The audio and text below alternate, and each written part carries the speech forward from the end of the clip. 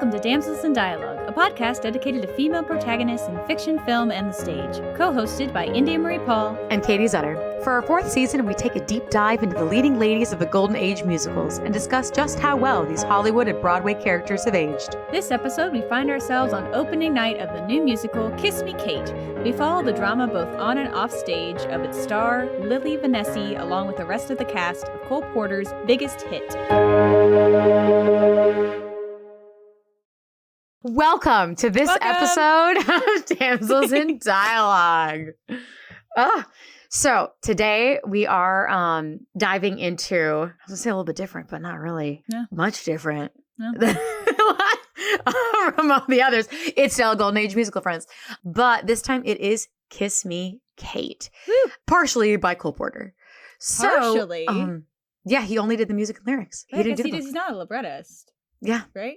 So it's obviously made famous. It is known as a Cole Porter musical, but there's a whole writing team that wrote the book. Ooh. So let's jump into it, shall we? Yes. So the musical Kiss Me, Kate originally came to be in 1948.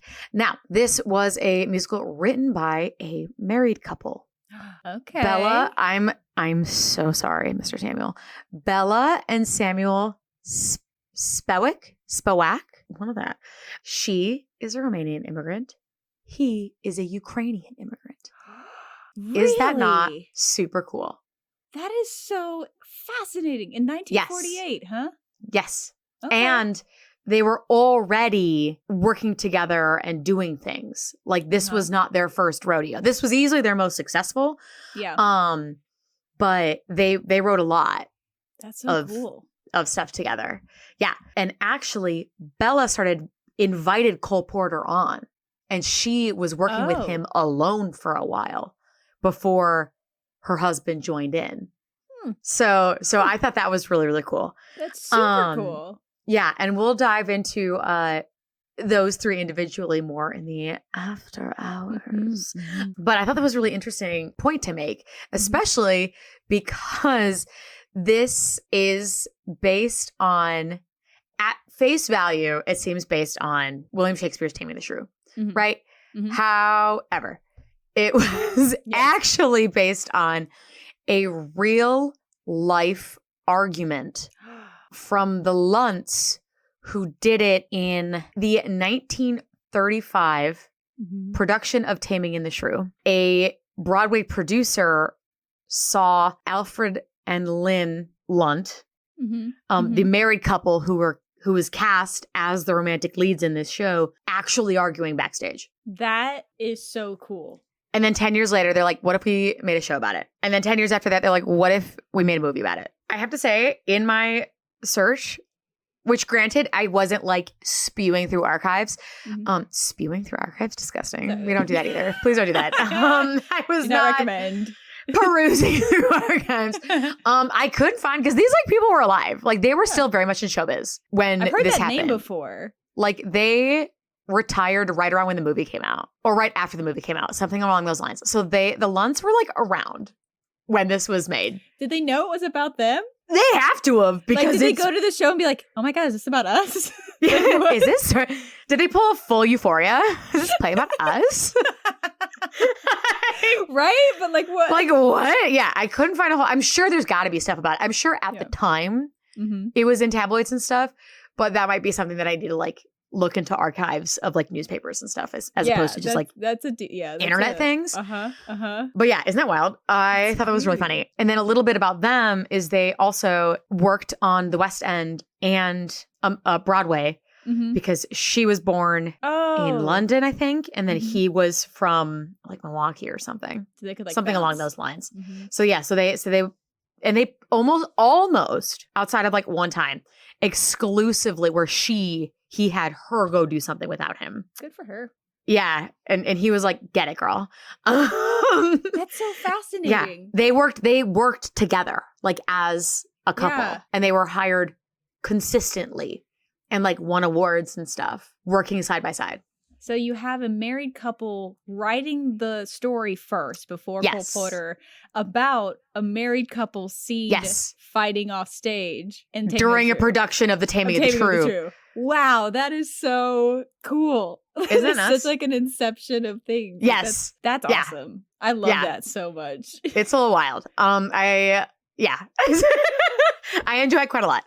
Going into more about the musical before we touch a little bit on Shakespeare, just so we know where that's from. Yeah. Kiss Me Kate was Porter's response musically and everything to Rodgers and Hammerstein's Oklahoma and others. Okay.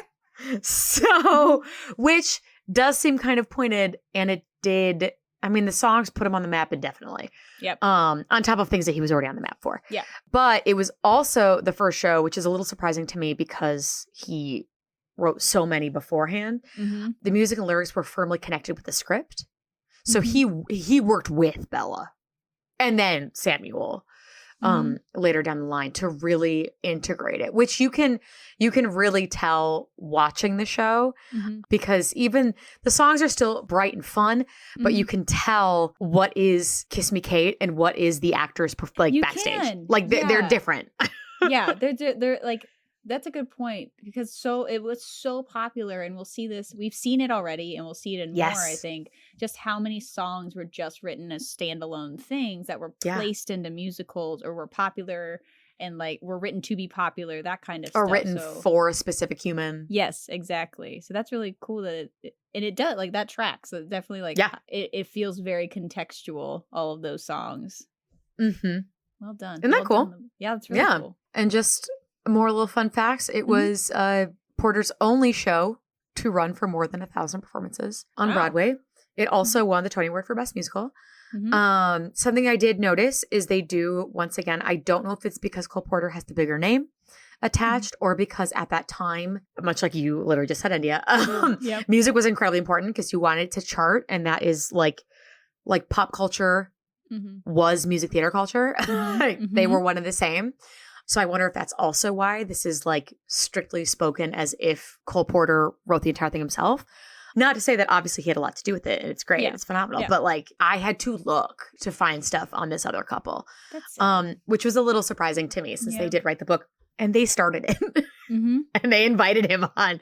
So that was kind of surprising to me. Now that you say that, like, finding the librettist information for pretty much all the ones that I've done so far, it's just a little hard. Like it's not at the forefront. It's like Irving Berlin's, Cole Porter, Lerner and Lowe's. Like it just that the composer is at the forefront of the golden age.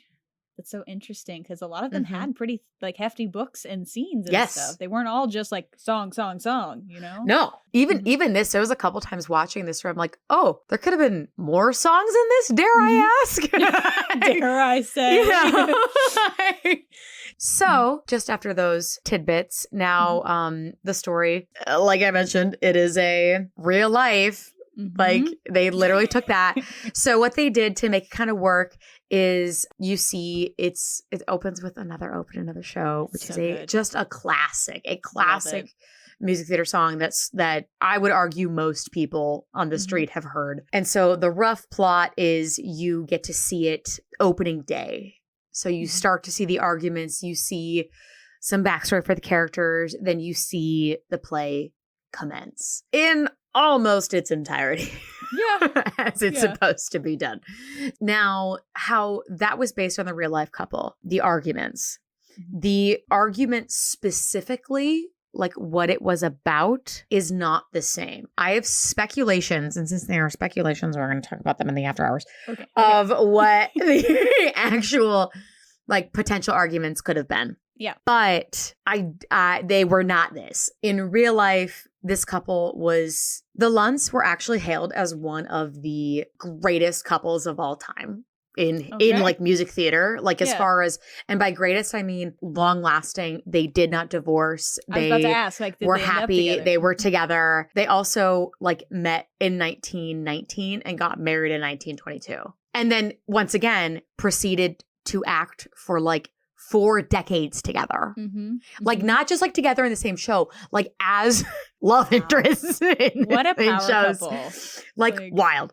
So yeah, that's what they're kind of hailed as, this like truly a power couple. Yeah. That made it through this song, and they retired together. It was very, love it. This was this was quite the relationship. Mm-hmm. And so in the Kiss Me Kate musical, they're divorced. So that is one of the big difference, which I do get it. You want to amp up the drama. You want to make it more. So what they did is they added that they're divorced and it's this divorced couple going on, and you have, you know, she's engaged to somebody else, and then he's like kind of flirting with a little bit of everybody. So that was the main difference of the original source material as far as like that argument, that inciting incident. So still an argument, but not quite the same. And the Lunts did not break on stage and do a bunch of stuff on stage to like almost wreck the show. Yep. That also was not real. Drama. Also, they obviously add some more drama by adding gangsters because why not? As one does, of course. I mean, I think that this might be a trope we should also keep our eyes on because this like gambling, gangsters owing money. Guys and dolls, this is like the second show of 4 that this is into play. And I know there's other musicals that we did not pick for this season. Yeah. That also involve that kind of thing. So I don't know if that was just the times. Was that what we were concerned with at the time? It's a lot of working women in the performing arts. And we have another working women. That too. Yeah. So lots of similar tropes. Yeah. There's a lot of that in it. I am curious. I don't know that either of us will have this number or idea, but divorce on stage. A divorced woman being on stage. I'm not sure off the top of my head. I know now it's significantly more popular. It is, but but I don't know about that era. Yeah, this is 48, but these are like divorced, a little older. That's cool. That's a cool representation. Changing the times. We like it. Well done. Yeah. For the original show, now the original because obviously they still included, which is so pointed, they still included Taming of the Shrew, but instead they made it that they're doing a musical, which does make it more fun. It is very Cole Porter in that and honestly, Golden Age in general, where there's massive choruses that do things. Like the chorus is on a lot, doing lots of dance numbers, lots of big things, big opening numbers, big group numbers. The classic Act 2 opener that kind of makes no sense and is kind of just for fun. Like you could remove for the show and the plot wouldn't change at all, but everyone likes it. You know, that's also there. How do you really feel about that? It's so fun. I love them. I think they're so funny. I don't understand how that trope happened, but it's definitely a thing. There's so many musicals of that era where like the opening of Act 2 could be removed entirely from the show and the plot would not be changed. You know? Yeah. Love them. They're bangers. Like you're trying to fit like a time quota. I don't understand. Like I gotta start. Yeah. Right. Gives things for the chorus to do, which is big and massive. So they made the Taming of the Shrew a musical that they are doing, which is super fun. And so to harken back and forth a little bit to that, they did keep a lot of like prose and such like that. They do also keep a more, quote, traditional way of costuming, depending on how the costumer decides to go with that, of the play within a play. I also very much enjoy, this is my playception, Taming of the Shrew is how it starts is there's this like guy in the street, very Shakespeare, where it's like, once again, you could remove him and it's like, why you can just tell us. You don't need to tell this like drunk man on the street, but I'm here for it. So we're telling him and they're putting on a play for him, right? So now they're putting on a play for this guy that is now in a musical. So it's a musical about this guy watching a musical. It's like a musical. I love it. My brain hurts. Anyway, so continuing off of that small side tangent. So the original Shakespeare, a lot of people, I say, there's a lot of big debates, which we won't go into like super heavily because that's not what this is about. But lots of debates of, is this sexist? Is this not sexist? I did go through and count how many lines she had, which was sad. Oh. Judging, it's a 5-act play. Some of the acts only have like one scene or a couple scenes. But the entirety of Act 1, she has 4 lines. Act 5, she has 11. One of them is her monologue. But it's 11. Act 3, she has 8. And then 2, 35, 4, 24. So we're in a little bit of that. But yet they spend the first half, It's over half all- of that show It's talking about men. about Kate. Yes. A lot of it is, this is definitely, The Taming of the Shrew is about the men.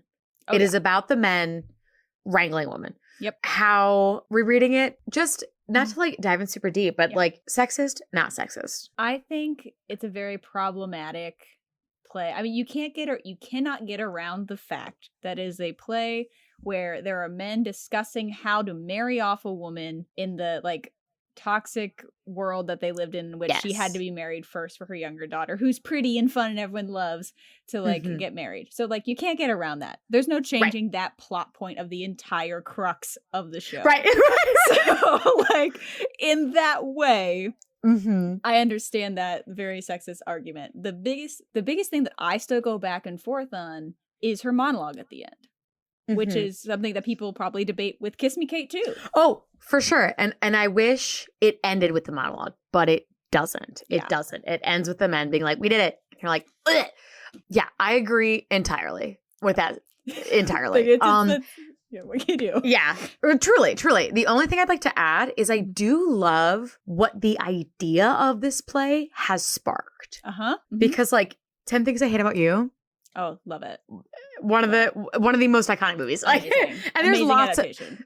Right. There's tons of like really interesting adaptations where they've taken this idea, turned it on its head, spun it a little bit differently, modernized it, and it's really, really interesting. So I think the basic premise is clever, but yes, everything, yes. Some things which is why I don't want to dive too deep into the source material because it's really, they're not the same. They're not the same people at all. They're not. There's literally a scene where one of these scenes where there's lines, I think it's Act 2, where she has the most lines, they have to stop her from physically abusing her sister.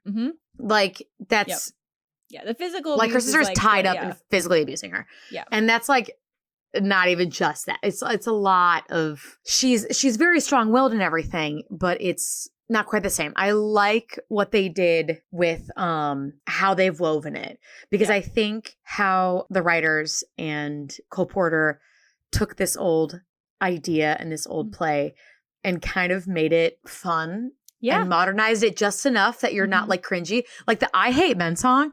Love it. Is hysterical. It's amazing. It's so funny. And it puts across what the entire first act of them talking about her does in one song. Well, yeah. And in a fun way. In a really fun way. And I think what this has the advantage of rather than the original Shakespeare is that by putting these like clearly like 1940s stars in ridiculous costumes, you're also kind of making fun of Shakespeare. For sure. By making fun of the source material that is problematic at times, you're also a layer away from it. So there's a way to like be able to have campy fun times with a problematic show because it's not about Kate and Petruchio. It's about Vanessi and yes, it's not about like. So I think that's why I don't enjoy reading Taming of the Shrew anymore. Other than like the banter is on point. Oh yes, it's fabulous. But I love watching Kiss Me Kate. Oh yeah, and I love that they brought just enough where like they're still doing a little bit of a lilt to their voices. They're still doing. It's not quite like word for word Shakespeare, and obviously they sing and they have big dance numbers, but it's very fun, very clever, and they take the idea of this instead of making her a shrew because she's not. Lilli is not a shrew. Yeah, she just doesn't like Fred, at least outwardly. Yeah. You know, so I really like that they made her truly a go-getter, a hardworking woman who is kind of fed up with this guy. And you get it. And you get it. You for sure. And that was something also that I enjoyed because instead of Petruchio. It's like Romeo and Juliet at that. Yeah, right? Petruchio. Like weird. So whereas he comes in and he's so much more clever than she is. He's so much more clever and he's able to outwit her. And that's what he's, gets her to marry him, forcibly takes her to the house. Like that is not the case at all. Now we're jumping back and forth from the show and the Shakespeare. Yeah. But just to keep everyone on board. Yeah. Is much different than Fred in Lilli's relationship, where you have a whole song, a whole backstory of the first wundebar is what they sing together, because that's an old musical or an old operetta cute. that they were in, you know? And so you see them, they truly were in love at some point. This was not she was forced into anything at no point. Because even when they're like kissing, like kiss her Kate, which is a line from Shakespeare. Yes. Kiss Me Kate is from Shakespeare. But, and she says no, they try to get her to do it, but she wins out. Yes. For at least that bit. Yep. She has to be picked up and carried off stage because she won't kiss him. Which is so good because you're watching her have an agency when she clearly is just like not supposed to. So it's also like an act of working against the material at that point. Yeah. Oh, it's great. It's so good. It's great. I love it. So I did like that difference from the original Shakespeare as well, because there's a lot of things put against her will. I also like that. Yeah. Patricio. I did almost again. No, I didn't. Patricio. I did it right. I almost Mercutio'd him again. Patricio is so suave and like, I know everything and I'm better than you and I'm outwitting you.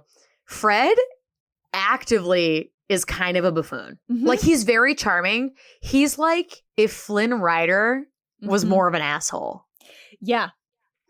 Yeah, if Flynn Rider was written to not like him as much. Yes. Is kind of what Fred reads as. Yep. Which is why you're like, oh, that's why they didn't work. I get it. Yeah, that's why they didn't work. I got you. Amazing. Cool. I get it. Yeah. You divorced him, clearly. Yes. And that's what I really enjoy as well from that original idea, because they easily could have, having that source material to work with, easily could have just made her a bitch. Yeah. And they didn't. They absolutely did not. They made her a hardworking woman. You can see that on the phone call where she's going back and forth, and she's truly, genuinely nice to everyone else around her. She's nice to, at least for most of the show, her fiance. She's really nice to the actress who plays Bianca. Oh yeah. For the most part, like she sends her flowers at the beginning of the show. Yeah, it's so sweet. Like she's really nice to Hattie. She's nice to everyone, if not sometimes businessy. Well, that's okay. Yeah, but she gets her work done. Yeah, she's not like she is not Kate. She except when she is talking to Fred. Well, yeah, which is so much fun. Yeah. So diving into her as a character, I think Lee is such a interesting character to be able to perform as, because how often as an actress are you allowed to entirely break character on purpose on stage? And she gets to do that. Yeah. She arguably, Lilli, is more famous than Fred is. She is she's been brought in as a Hollywood star. This whole show is very much, they are bringing in stunt casting is what like half this show is, which is kind of funny because it's kind of making fun of the golden age. It's 100% making fun of like its own, like it's making fun of theater. The entire time 100%. Like a beautiful fashion. Like, and it's still there's people like cute numbers. Like, like by doing the show, you get to do like the cute numbers everyone wants, but also then you can make fun of it after. Like it's it's great. Yes, for sure. Oh, it's a blast. It's an absolute blast.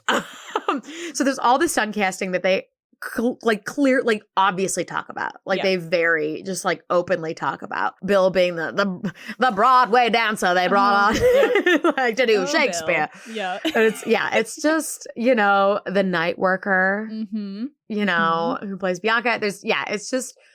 It's very funny and very interesting to see all that. So it's very, I love that they made Lilli a hardworking, accomplished woman, because she is arguably the most famous person in the show. Like Fred is a producer, but I think that's more if he has to be to get his name on the marquee, whereas she doesn't need to. She doesn't need to be there. She doesn't need to be there. Yeah. And she's not a diva. Like you could easily have written her as a diva. Yes, and she is not. I think I love that she is nice to everyone with him. It just gives her so much more depth. Because on the flip side, the actress who plays Bianca is very flat. Now she is a very interesting character by herself, but she does not change. She does not grow. She is very static. Yep. So, and we can talk about her real quick after because she'll be a fun. It's a just a fun little thing. She's a she's a plot device. Yeah. It's fine. Oh, for sure. There's a couple of interesting things about her. She's love super to play fun. That part. Oh, hands down. She was easily that like fun ditzy blonde that everybody had in a show for the longest time. That was is just standard, just fun to play. Yeah. She's sexualized, but there's a way you can do it where she's not overly sexualized. Yeah. You know, you can definitely modernize it up. Unlike other shows with that kind of character, you can't. Yeah. So, but Lilli's nice to everybody. And coming from such prominence, I mean, her fiance, like she literally talks to the president. Yeah. Like what? During the show. Why not? Like you don't meet that kind of person by being a nobody. Like she knows people. Yeah. You know? So this is kind of a big deal. And I love that. I love that she commits. I love that she allows herself to have this moment with him and kind of get carried away of catching up on old times. It's such a sweet, I think that was really enjoyable. And you get to see them fall in love again, kind of. But also not really because Fred's kind of an ass. Yeah. Because then she gets the flowers, the mistaken flowers that kind of is the inciting incident of the whole show. She gets flowers that were not meant for her. They were meant for the actress who plays Bianca. So, and like to just salt the wounds, they're also her bridal flower choices from Who Bouquet. So I love a good miscommunication incident like that, like sparking everything. I love it. Honestly, it has to be if it's gonna have if Shakespeare's in it at all. Yeah. There's got to be a massive miscommunication issue. There's got to be like dressing as things you aren't. Yep. Which does happen. Just like passing by, mistaken identity. Yeah. Yes. Yep. It's got to happen. So thank you for that, Shakespeare. So something that I really, really enjoyed as well about her character is you see her reminisce about the love. He walks away and then you get to see her sing about it. Yeah. You get to see her sing So in Love, which is such a good song. So in Love is it's such a good song. I've heard it done as duets. It's like put in like standard books as just it's just so good. And and to have it come back as a later that Fred does as a reprise is just A+. Quality writing here. But what's interesting to me is she never let him go. And when I first dove into this, I didn't like that. I didn't like that she was actively engaged to somebody else. Yeah. Engaged to get married and was still in love with her old fling. Yeah. But then that part of me that loves a good enemies to lovers trope. Loves like, loves a good like that, like wrong person at the wrong time or like right person, wrong time and maybe now's the right time, you know? Like that side of me was like, okay, maybe it's okay. Yeah. Like maybe we're good with this. Yeah. Well, that's like it and they do a good job at showing why she is just like marriage of conveniencing, settling with it, you know? And if they took anything from Taming of the Shrew, it's the enemies to lovers idea.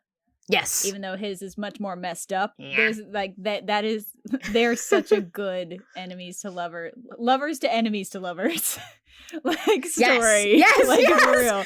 Because we know that she loved him at one point. Inception. Like, this whole show is Inception. Maybe that's why it's a little forgivable because you see they do a good job at doing the wundebar and you see them what they were in their heyday. You see that spark. Yes. And so you want we're already set up to want them to be back together. Oh, for sure. From the start. So they've manipulated us into not liking her fiance as soon as he shows up. Yes, you have to. Yeah. They did it. Get him out of the picture. Yeah. What are you doing? I like that. I like too that they twisted a little that she has somebody else like that because in the play, Shakespeare's, it's Bianca that has like 1,000 suitors they're trying to get rid of. And not that this Bianca doesn't. No, don't get me wrong. Great, yeah. She's still enjoying her time, but I thought that was kind of interesting too. So Lilli sings this song to herself, this beautiful solo about this man that she's still super in love with, but kind of drives her nuts. That she has talked herself into not being able to be with, gets these flowers, thrilled, goes on stage. The kicker is that she does not read the note. until like halfway through Act 1. Yep. And I think that is so fun. It's just that because waiting. You get numbers. You get performances where she sings before she's read the note. Mm-hmm. And I think that is so fun because you witness so much more depth to her character. Mm-hmm. You see her go full circle of I'm performing, I'm an actress. So now you've acted as Lilli. Mm-hmm. You've now been Lilli. Now you're seeing Lilli act as Catherine on Which stage. is its own, like, how would Which Lilli is its own be Catherine? thing. Not what I would do as Catherine, but how would she? Yes. Yes. And then it is now you've read this and you see it crumble from she starts to like lose it where she's still in character, but then takes advantage of the opportunity to bring it into the play and just become herself. And I think that's really, really cool because she keeps the lines the same until she shoves that note in his face. And then he's like, oh no. And like his whole life flashes before his eyes. Like, the subtext and like that story, that's not song. That's story and that's how that plot comes up and when it happens and the amount of trust that they have in their performer to subtextualize all of what's happening underneath. I love good dramatic irony. I love when we know something's wrong and we're watching it knowing more than people on stage. I adore that kind of irony. So watching her, knowing she's mad at him, who's confused, is one of the funniest shit like that you can ever watch. It's just so good.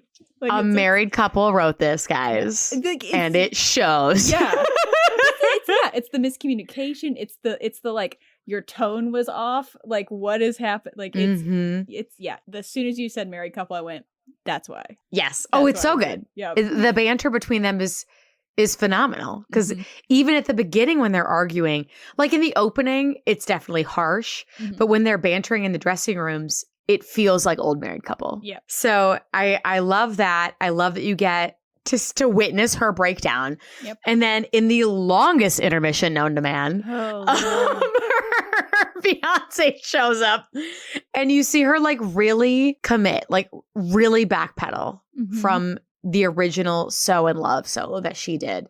She is so upset with him and everything he's done that even this dumb fiance who is just, I mean, they poke fun of the president with him. Yep.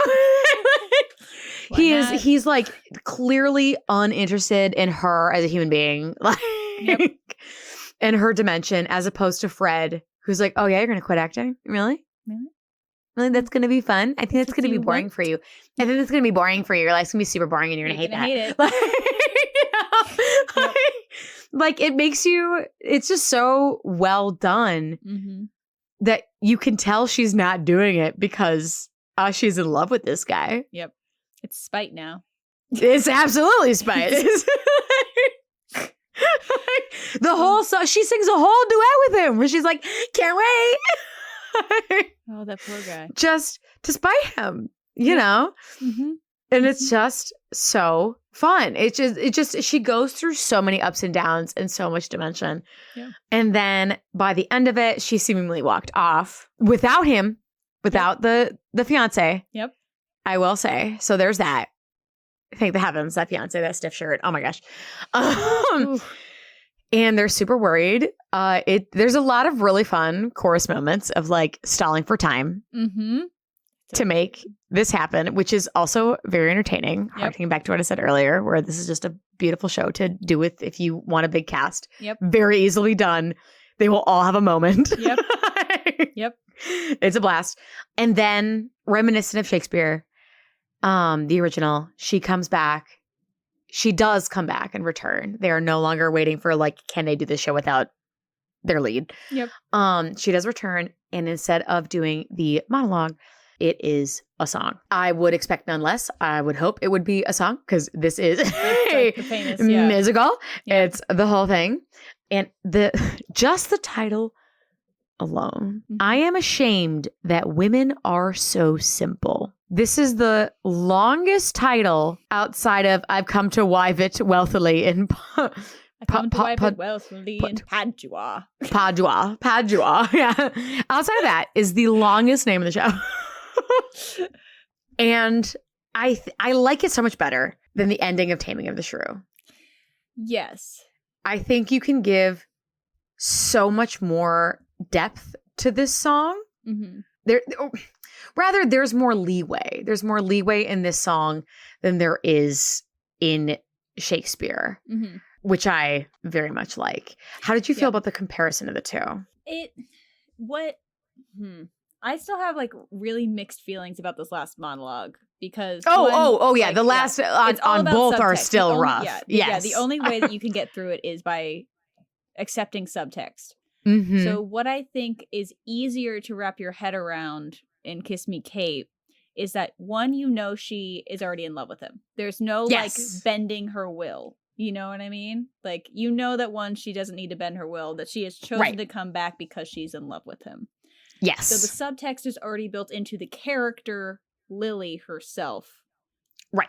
So I think if treated like I am ashamed that women are so simple, thinking that like I'm ashamed that I just can't quit you. Like that's the like, if that's the subtext of it, of like, I'm pissed at myself because I'm here right now. Like that's where the only way I can really get on board with this kind of thing, because like the original text is like, women are this and blah, blah, blah, blah, and like we're pretty little things, and which is probably what Shakespeare wrote to make sure that he wrote that ending. You know what I mean? Like he just had a woman be very aggressive on stage, so he probably had to write that to like appease all the things. For sure. So like they're taking a very problematic source material and have built a character who would just doesn't believe the things she's saying unless it's ironic, because it's that idea of judging herself for looking at a man she clearly shouldn't be with and being in love with. It's very much actually Marry the Man Today from Guys and Dolls, where they're like, we shouldn't love these men. Why are we in love with these men? Yeah. Like that's the start of that scene before they sing about like, we'll marry him today, we'll change him tomorrow. But like the start of it is like, why are we in love with them? Like that's so if that's the essence of the song, I can get on board with it. And I think that's what Cole Porter and the writing team have built, but it's such a hard monologue to listen to. Yeah, because this is definitely, I mean, you have things like, so wife, hold your temper and meekly put your hand neath the sole of your husband's foot, But another thing I like better about this than I do about Taming of the Shrew is this is the musical. This is not She's her performing. This is her performing, which I think makes the juxtaposition more prominent. Yeah. It's harder to take the original Taming of the Shrew and be like, oh, well, she meant this. Yeah, she's playing the part of Kate in this moment. Right. Whereas this, yes, she is playing the part of that, which is, it's so much easier to dissociate that from the original and to make it more of a juxtaposition, of a play on, this is not actually what's happening. And maybe the way isn't like her subtextually doing it. Maybe the idea, because I haven't seen this live. I've only seen like the live video of it, and I've seen the movie of it. But the idea that if the shock is that she is there, then her words are meaningless, because what you're actually viewing is her and Petruchio silently telling each other that they love each other. So like what she's saying can kind of be thrown out the door if what you're actually watching is via on stage two actors having a silent communication to agree that I'm back and I'm here to stay. So maybe that helps. Yeah. Because they end up together in the end. And this is significantly more confident they're together at the end. Yes. Than the original. Like there's at the end of this musical, they are happily together. Did she get forced into this? Is this right? Yeah, it's like, no, they love each other. So that's what makes it not the words icky. she is saying is not. Yeah. I do still the best, but I do like it better. Yeah. Lilli. Yes. Because you can't say not Kate. Lilli, because Kate is the same person. Yeah. At the beginning of no, Kate is very, very different by the end. Yeah.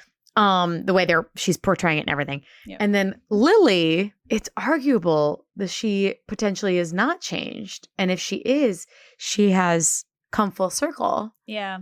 Back to where it started, where it seemed like her whole career in life started in this operetta where her career started, where she met the love of her life and all those kinds of things. So she does go through a lot. She does have lots of ups and downs. She does change. She does go through everything. But does she kind of end up back where she started and not necessarily a bad way? Yeah. And that's a good point because she as a character, Lilli as a character does not change who she is. Like there wasn't a flawed part of her that gets that something in the musical affects them and they change for the better. Her situation and her choices change. But she, as a character, I think I could argue very easily that she stays very much who she is. And she's not apologetic of it because she is a great person. Like she as a character is like a very solid, complete human being. She really is, which is really, really fantastic because so many of the girls that we've talked about, and the one we're going to talk about right after this, are not quite, like not even close to as well-rounded as she is. And well developed. Like some of them are characterized by their jobs or by their desires, where yes, Kate is an actress, but that's not her personality, you know? Yeah, it's a true situational comedy. Yes. Like it's very much a situation-based comedy.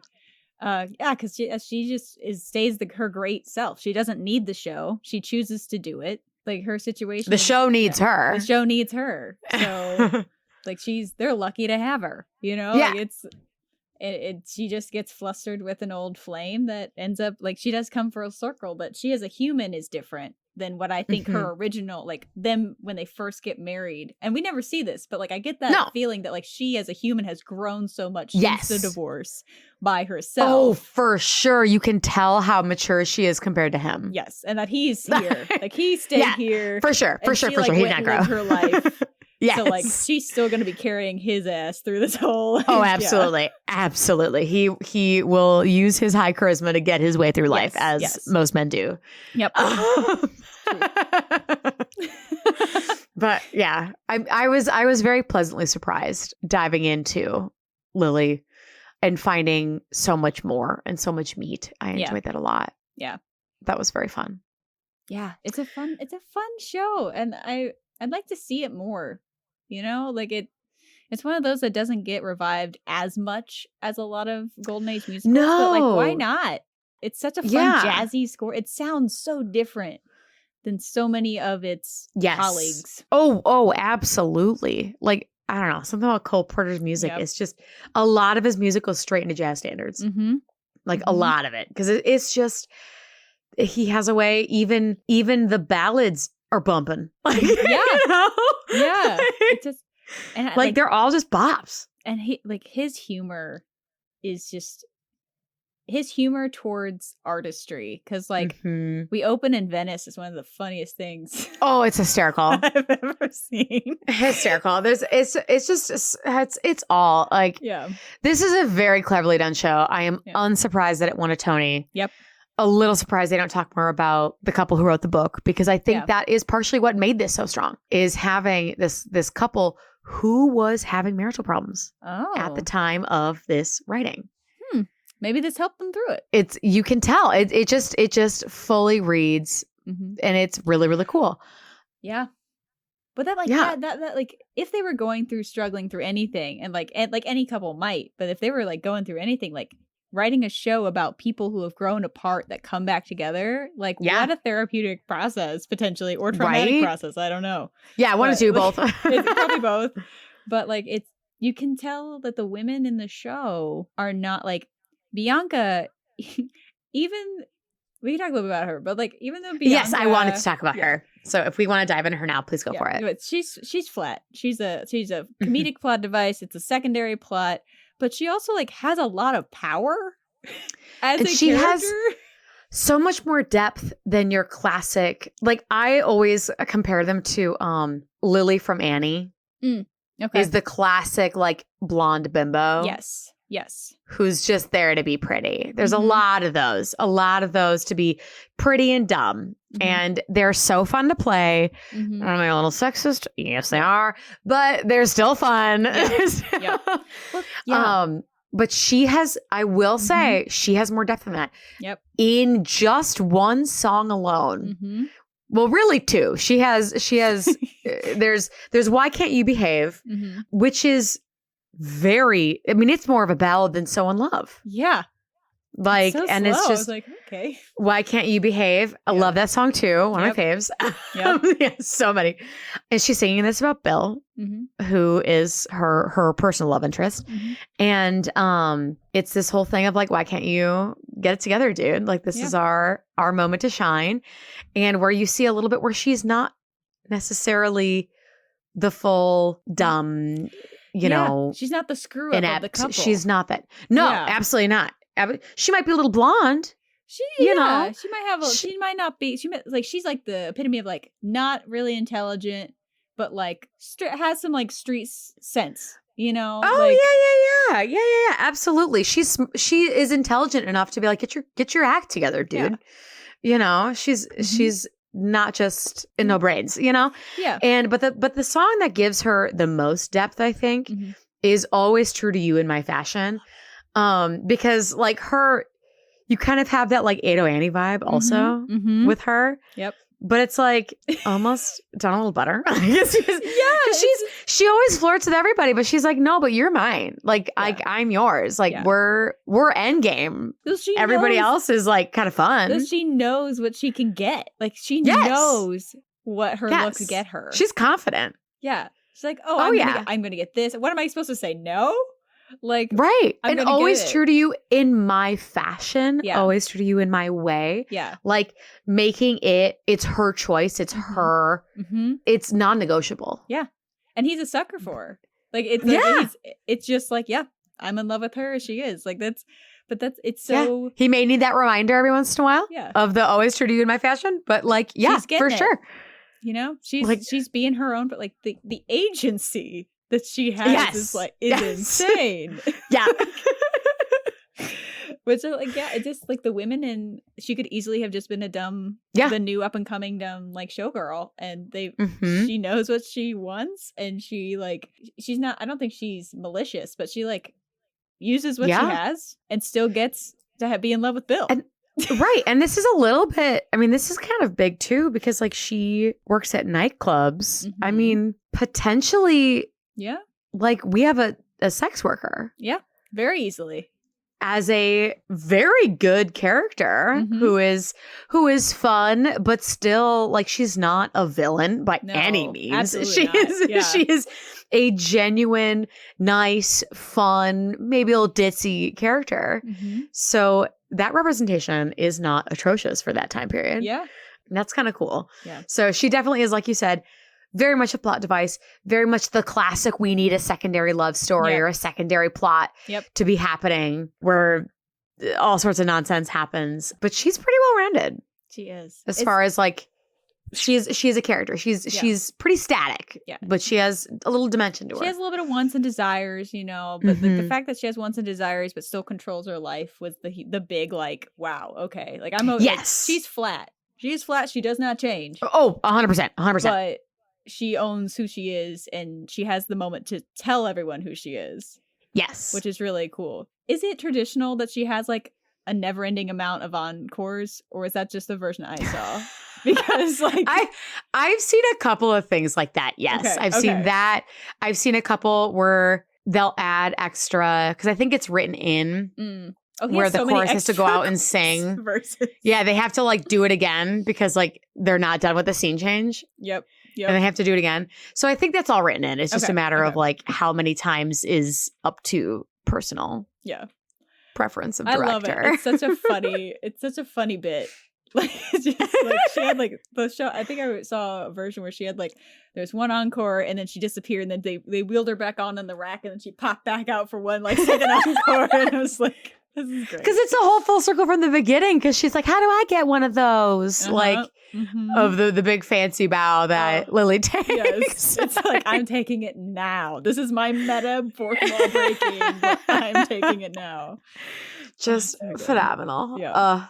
So, I mean, I felt really good about this. I think this was a pretty successful show. From what I could see, I couldn't find, at least at first glance, anything really traumatic that happened during the show. There weren't any big, crazy egos involved. There weren't any, we had to recast things 1,000 times because of so-and-so. We had to rewrite songs because of so-and-so. That's nice. This was truly a show from start to finish that they built together and worked on and created and made. And this is very different from the other shows that we have talked about. Yeah. So. And like the most recent Broadway revival was Kelly O'Hara, right? Was she the one who got to be in Kate? 2019. Yeah. There's been 2 Broadway revivals. Okay. Oh, was Marin the other one? Mm-hmm. Maisie? Yeah. Just like classic sopranos who like sing. It's very operatic. Like they have operatic sopranos typically. Yeah, play Kate. which is so funny because I feel like Cole Porter doesn't necessarily write big. Not that they can't sound beautiful doing opposite they do. Yeah. But obviously. it's not like as. It is not the traditional ingenue, super high floaty soprano roles. Yeah. I think it's so cool that, he was just very unique in this show. Like having those, it's just really cool. I wish people revived it more. Yeah. Is it just that The Taming of the Shrew is problematic?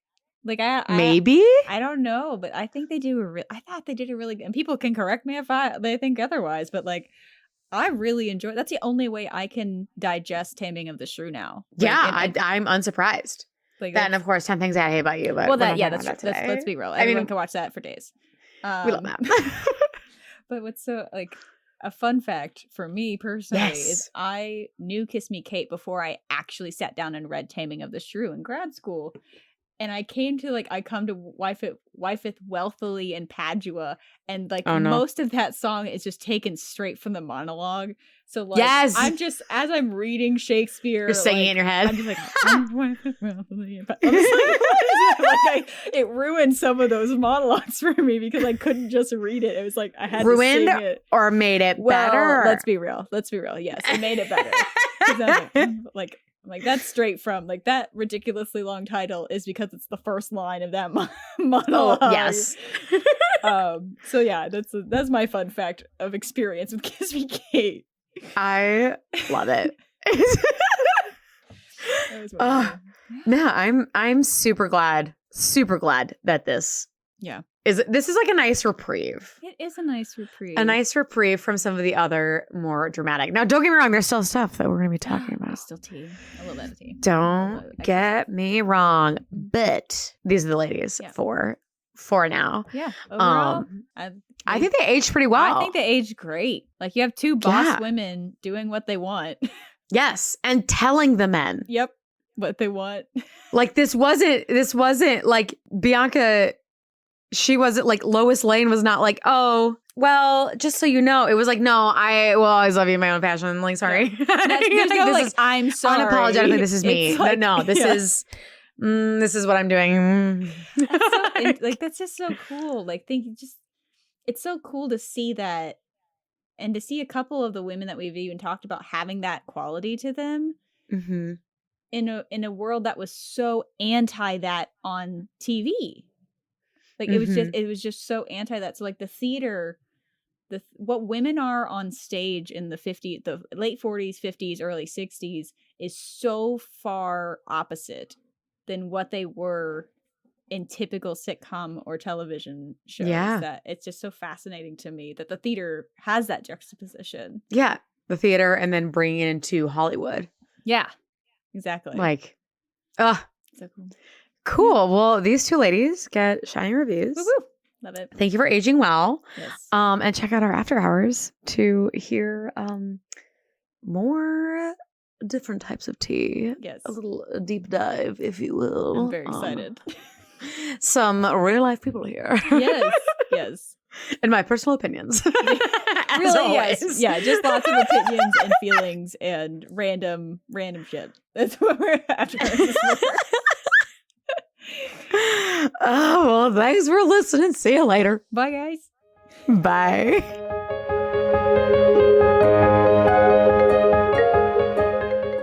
Thank you so much for joining us for this episode of Damsels in Dialogue. Next week, we take a transatlantic cruise to Paris with 2 girls from Little Rock and find out if gentlemen prefer blondes. If you enjoyed what you heard today, you can help us reach even more listeners by subscribing to the podcast and leaving a rating or comment on Apple, Spotify, Google, or wherever you are listening.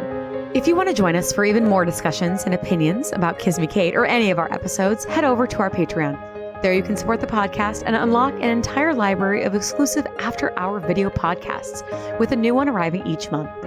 You can also unlock research notes, bloopers, and more. Follow us on social media and at our website on damselsindialogue.podbean.com. Until next time, this has been Damsels in Dialogue. Have a nice day. This podcast episode is sponsored by Royal Princess Parties, LLC, and is produced by Hello Out There Audio, part of Hello Out There Productions.